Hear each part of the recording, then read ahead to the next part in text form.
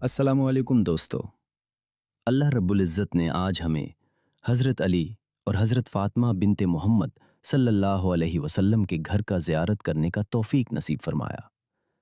آئیں، اس وقت میں مدینہ منورہ میں اس بابرکت مقام کی زیارت کر رہا ہوں جہاں حضرت علی رضی اللہ عنہ اور حضرت فاطمہ رضی اللہ عنہا کا سادہ مگر نورانی گھر تھا۔ یہی وہ جگہ ہے جہاں اہل بیت نے انتہائی سادگی اور عبادت والی زندگی گزاری۔